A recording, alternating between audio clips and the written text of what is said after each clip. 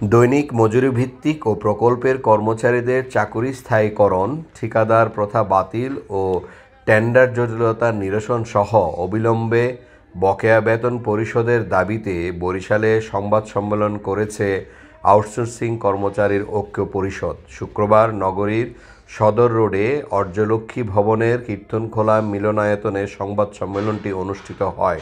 এ সময় আউটসোর্সিং নীতিমালা দ্রুত পরিবর্তনের দাবি জানান তারা। আমরা এই নীতিমালা গভীরভাবে পর্যবেক্ষণ করেছি, বিশ্লেষণ করেছি। আমাদের সংগ্রহের নেতৃবৃন্দ সহ আমাদের আইন বিশেষজ্ঞ মহোদয় আছেন, আমরা তাদের সমন্বয়ে এই নীতিমালাটি পর্যবেক্ষণ করেছি।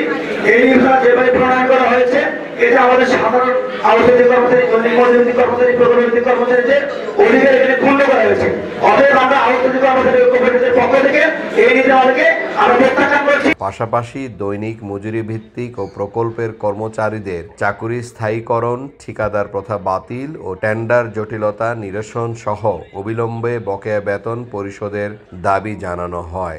শ্রম দান ব্যবস্থার একটি নব সংস্করণ হচ্ছে আউটসোর্সিং এবং দৈনিক মজুরি ভিত্তিক শ্রমিক কর্মচারী। এদেরকে দাসে পরিণত করা হয়েছে। এদের কোনো মৌলিক অধিকার থাকবে না, এদের কোনো মানবাধিকার থাকবে না, এদের কোনো ব্যক্তিগত অধিকার থাকবে না, এদের কোনো মজুরির অধিকার থাকবে না। অর্থাৎ এক কথায় বলা চলে আউটসোর্সিং এর যে নীতিমালা হয়েছে, এই নীতিমালাটি হচ্ছে আমাদের বাংলাদেশের শ্রমিকদের ক্ষেত্রে একটি ব্যাপক মানবাধিকার লঙ্ঘন দাবি জানানো হয়।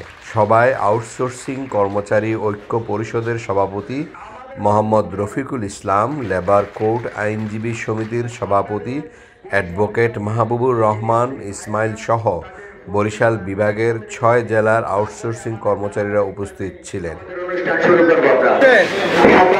এম এ মুকিত, দৃষ্টি ২৪।